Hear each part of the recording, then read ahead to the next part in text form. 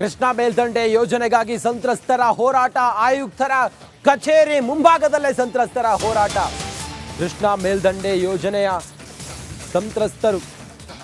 ಯೋಜನೆಗಾಗಿ ಸಂತ್ರಸ್ತರು ಹೋರಾಟವನ್ನ ಮಾಡ್ತಾ ಇದ್ದಾರೆ. ಆಯುಕ್ತರ ಕಚೇರಿಯ ಗೇಟ್ ಬಳಿ ಅನ್ನದಾತರು ಪ್ರತಿಭಟನೆಯನ್ನ ಮಾಡುತ್ತಿದ್ದಾರೆ. ಬಾಗಲಕೋಟೆಯ ನವನಗರದಲ್ಲಿ ಆಯುಕ್ತರ ಕಚೇರಿಯ ಗೇಟ್ ಬಳಿಯೇ ಪ್ರತಿಭಟನೆಯನ್ನ ಮಾಡುತ್ತಿದ್ದಾರೆ ಅನ್ನದಾತರು. ಕೃಷ್ಣಾ ಮೇಲ್ದಂಡೆ ಯೋಜನೆಗಾಗಿ ಸಂತ್ರಸ್ತರು ಹೋರಾಟವನ್ನ ಮಾಡ್ತಾ ಇದ್ದಾರೆ. ಕಚೇರಿಯ ಗೇಟ್ ಹೊರಗೆ ಸಂತ್ರಸ್ತರನ್ನ ಪೊಲೀಸರು ತಡೆದಿದ್ದಾರೆ.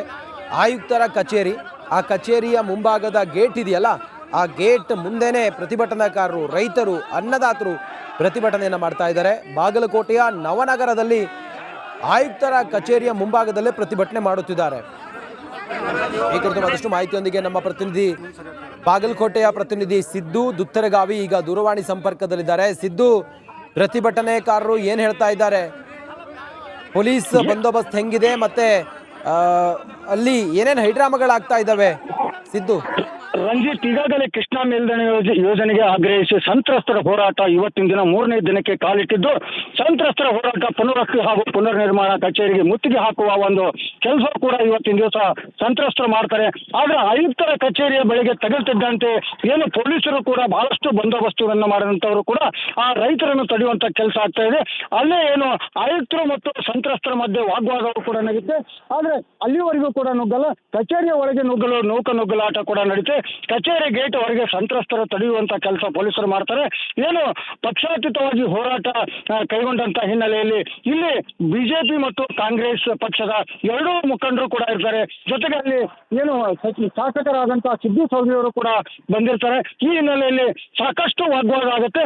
ವಾಗ್ವಾದ ಹಿನ್ನೆಲೆಯಲ್ಲಿ ಆಯುಕ್ತರು ಹೇಳಿದಂತ ಮಾತೇನಂತಂದ್ರೆ, ಇವತ್ತು ಸರ್ಕಾರ ಯಾವ ರೀತಿ ನಮಗೆ ಒಂದು ಮಾರ್ಗದರ್ಶನ ನೀಡುತ್ತೆ ಅದೇ ರೀತಿ ಮಾಡ್ಬೇಕಾಗತ್ತೆ, ಯಾವುದು ನಮ್ಮ ಕಡೆ ಸಾಧ್ಯ ಆಗುತ್ತೆ ಅದನ್ನು ಮಾಡಿಕೊಡ್ಲಿಕ್ಕೆ ನಾನು ಮುಂದೆ ಬರ್ತೀನಿ ಅನ್ನುವಂತ ಮಾತನ್ನು ಕೂಡ ಈಗಾಗಲೇ ಆಯುಕ್ತರು ರೈತರಿಗೆ ಒಂದು ಭರವಸೆ ನೀಡಿದ್ದಾರೆ.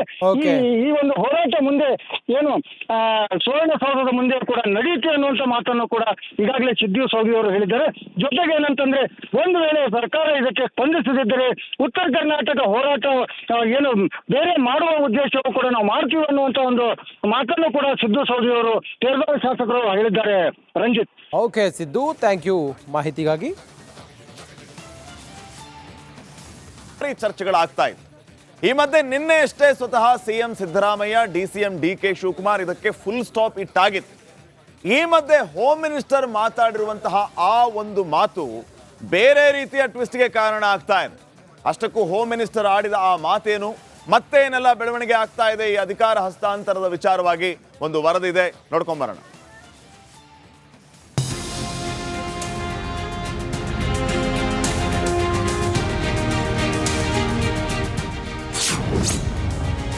ರಾಜ್ಯ ಕೈಕೋಟೆಯಲ್ಲಿ ಪವರ್ ಶೇರಿಂಗ್ ಫೈಟ್.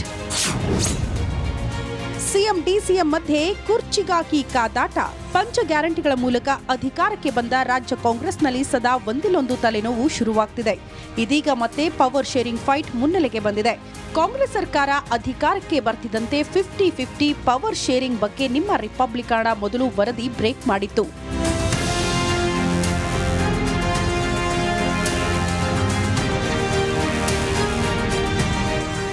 ಈ ಪವರ್ ಶೇರಿಂಗ್ ಫೈಟ್ ಮತ್ತೆ ಮುನ್ನೆಲೆಗೆ ಬಂದಿದೆ. ನಿನ್ನೆ ಅಷ್ಟೇ ಸಿಎಂ ಸಿದ್ದರಾಮಯ್ಯ ಅಧಿಕಾರ ಹಂಚಿಕೆ ಬಗ್ಗೆ ಚರ್ಚೆ ಇಲ್ಲ, 5 ವರ್ಷ ನಾನೇ ಸಿಎಂ ಅನ್ನೋ ಧಾಟಿಯಲ್ಲಿ ಮಾತನಾಡಿದ್ರು. ಬಳಿಕ ಡಿಕೆ ಸಾಹೇಬ್ರು ಕೂಡ ಸಿಎಂ ಹೇಳಿದ್ದೆ ಫೈನಲ್ ಅಂತ ಹೇಳಿದ್ರು. ನೋಡಪ್ಪ, ಯಾವ ಒಪ್ಪಂದನೂ ಆಗಿಲ್ಲ, ಹೈಕಮಾಂಡ್ ಏನ್ ತೀರ್ಮಾನ ಮಾಡ್ತದೆ ಅದಂತ ನಡ್ಕೊಳ್ಳೋದು. ನಾವು ಒಪ್ಪಂದ ಏನಿಲ್ಲ, ಹೈಕಮಾಂಡ್ ಹೇಗೆ ಹೇಳುತ್ತೋ ಹಾಗೆ ನಡ್ಕೋತೀವಿ. ಆಯ್ತು, ನಮ್ಮ ಚೀಫ್ ಮಿನಿಸ್ಟರ್ ಹೇಳಿದ್ಮೇಲೆ ಅವ್ರು ಹೇಳಿದ್ದೆ ಫೈನಲ್. ನಮ್ಮ ಸಿಎಂ ಹೇಳಿದ್ಮೇಲೆ ಏನು ತಕರಾರೇ ಇಲ್ಲ. ಇನ್ನೇನು ಕುರ್ಚಿ ಕದನಕ್ಕೆ ವಿರಾಮ ಬಿತ್ತು ಅನ್ನುವಷ್ಟರಲ್ಲೇ ಗೃಹ ಸಚಿವ ಪರಮೇಶ್ವರ್ ಹೇಳಿಕೆ ಉರಿಯೋ ಬೆಂಕಿಗೆ ತುಪ್ಪ ಸುರಿದಂತಾಗಿದೆ. ಬೆಂಗಳೂರಿನಲ್ಲಿ ಮಾತನಾಡಿದ ಇವರು ಸಿದ್ದು ಡಿಕೆಶಿ ಅಧಿಕಾರ ಹಂಚಿಕೆ ಮಾತಿಗೆ ಕೆರಳಿ ಕೆಂಡವಾಗಿದ್ದಾರೆ. ಅವರಿಬ್ಬರೇ ಎಲ್ಲ ಒಪ್ಪಂದ ಮಾಡಿಕೊಳ್ಳೋದಾದ್ರೆ ನಾವ್ಯಾಕೆ ಅಂತ ವಾಗ್ದಾಳಿ ನಡೆಸಿದ್ದಾರೆ. ಈಗ ಒಪ್ಪಂದ ಆಗಿದೆ ಅಂತಂದ್ರೆ ಮತ್ತೆ ನಾವೆಲ್ಲ ಯಾಕಿರ್ಬೇಕು ರೀ? ಅವರಿಬ್ಬರೇ ರಾಜಕಾರಣ ಮಾಡಿ ಅವರಿಬ್ಬರೇ ನಡೆಸ್ಬಿಡ್ಲಿ, ಬೇರೆಯವ್ರು ಯಾರು ಇರೋದೇ ಬೇಡವಾ? ಅದೆಲ್ಲ ಆ ರೀತಿ ಏನೂ ಆಗ್ಲಿಕ್ಕೆ ಸಾಧ್ಯ ಇಲ್ಲ. ಕೇಳಿದ್ರಲ್ವಾ, ಪರಮೇಶ್ವರ್ ಆಡಿದ ಈ ಮಾತುಗಳು ಪವರ್ ಶೇರಿಂಗ್ ಫೈಟ್ ಅನ್ನ ಮತ್ತೆ ಅದ್ಯಾವ ಹಂತಕ್ಕೆ ತೆಗೆದುಕೊಂಡು ಹೋಗುತ್ತೋ ಕಾದು ನೋಡಬೇಕಿದೆ. Bureau report, Republic Kannada. CM Siddaramaiah ಮತ್ತು ಡಿ.ಕೆ. ಶಿವಕುಮಾರ್ ನಡುವೆ ಈಗಾಗಲೇ ಎರಡೂವರೆ ವರ್ಷ ಅನ್ನುವಂತಹ ಒಪ್ಪಂದ ಆಗಿದೆ ಅನ್ನೋದ್ರ ಬಗ್ಗೆ ಭಾರಿ ಚರ್ಚೆಗಳಾಗ್ತಾ ಇದೆ. ಈ ಮಧ್ಯೆ ನಿನ್ನೆಯಷ್ಟೇ ಸ್ವತಃ ಸಿಎಂ ಸಿದ್ದರಾಮಯ್ಯ, ಡಿ.ಸಿ.ಎಂ ಡಿ.ಕೆ. ಶಿವಕುಮಾರ್ ಇದಕ್ಕೆ ಫುಲ್ ಸ್ಟಾಪ್ ಇಟ್ಟಾಗಿತ್ತು. ಈ ಮಧ್ಯೆ ಹೋಮ್ ಮಿನಿಸ್ಟರ್ ಮಾತಾಡಿರುವಂತಹ ಆ ಒಂದು ಮಾತು ಬೇರೆ ರೀತಿಯ ಟ್ವಿಸ್ಟ್ಗೆ ಕಾರಣ ಆಗ್ತಾ ಇದೆ. ಅಷ್ಟಕ್ಕೂ ಹೋಮ್ ಮಿನಿಸ್ಟರ್ ಆಡಿದ ಆ ಮಾತೇನು, ಮತ್ತೇನೆಲ್ಲ ಬೆಳವಣಿಗೆ ಆಗ್ತಾ ಇದೆ ಈ ಅಧಿಕಾರ ಹಸ್ತಾಂತರದ ವಿಚಾರವಾಗಿ ಒಂದು ವರದಿ ಇದೆ, ನೋಡ್ಕೊಂಬರೋಣ.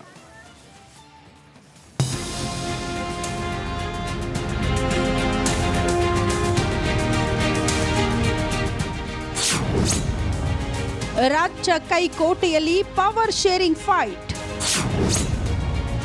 ಸಿಎಂ ಡಿಸಿಎಂ ಮಧ್ಯೆ ಕುರ್ಚಿಗಾಗಿ ಕಾದಾಟ. ಪಂಚ ಗ್ಯಾರಂಟಿಗಳ ಮೂಲಕ ಅಧಿಕಾರಕ್ಕೆ ಬಂದ ರಾಜ್ಯ ಕಾಂಗ್ರೆಸ್ನಲ್ಲಿ ಸದಾ ಒಂದಿಲ್ಲೊಂದು ತಲೆನೋವು ಶುರುವಾಗ್ತಿದೆ. ಇದೀಗ ಮತ್ತೆ ಪವರ್ ಶೇರಿಂಗ್ ಫೈಟ್ ಮುನ್ನೆಲೆಗೆ ಬಂದಿದೆ. ಕಾಂಗ್ರೆಸ್ ಸರ್ಕಾರ ಅಧಿಕಾರಕ್ಕೆ ಬರ್ತಿದ್ದಂತೆ 50-50 ಪವರ್ ಶೇರಿಂಗ್ ಬಗ್ಗೆ ನಿಮ್ಮ ರಿಪಬ್ಲಿಕ್ ಕನ್ನಡ ಮೊದಲು ವರದಿ ಬ್ರೇಕ್ ಮಾಡಿತ್ತು.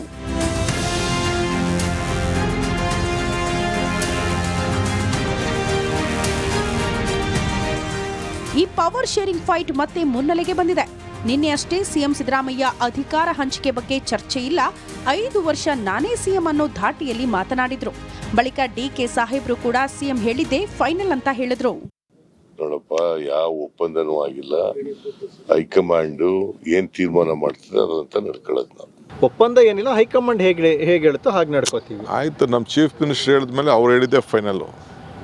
ನಮ್ಮ CM ಹೇಳಿದ್ಮೇಲೆ ಏನು ತಕರಾರೇ ಇಲ್ಲ. ಇನ್ನೇನು ಕುರ್ಚಿ ಕದನಕ್ಕೆ ವಿರಾಮ ಬಿತ್ತು ಅನ್ನುವಷ್ಟರಲ್ಲೇ ಗೃಹ ಸಚಿವ ಪರಮೇಶ್ವರ್ ಹೇಳಿಕೆ ಉರಿಯೋ ಬೆಂಕಿಗೆ ತುಪ್ಪ ಸುರಿದಂತಾಗಿದೆ. ಬೆಂಗಳೂರಿನಲ್ಲಿ ಮಾತನಾಡಿದ ಇವರು ಸಿದ್ದು ಡಿಕೆಶಿ ಅಧಿಕಾರ ಹಂಚಿಕೆ ಮಾತಿಗೆ ಕೆರಳಿ ಕೆಂಡವಾಕಿದ್ದಾರೆ. ಅವರಿಬ್ಬರೇ ಎಲ್ಲ ಒಪ್ಪಂದ ಮಾಡಿಕೊಳ್ಳೋದಾದ್ರೆ ನಾವ್ಯಾಕೆ ಅಂತ ವಾಗ್ದಾಳಿ ನಡೆಸಿದ್ದಾರೆ. ಈಗ ಒಪ್ಪಂದ ಆಗಿದೆ ಅಂತಂದ್ರೆ ಮತ್ತೆ ನಾವೆಲ್ಲ ಯಾಕಿರ್ಬೇಕು ರೀ? ಅವರಿಬ್ಬರೇ ರಾಜಕಾರಣ ಮಾಡಿ ಅವರಿಬ್ಬರೇ ನಡೆಸ್ಬಿಡ್ಲಿ, ಬೇರೆಯವ್ರು ಯಾರು ಇರೋದೇ ಬೇಡವಾ? ಅದೆಲ್ಲ ಆ ರೀತಿ ಏನೂ ಆಗ್ಲಿಕ್ಕೆ ಸಾಧ್ಯ ಇಲ್ಲ.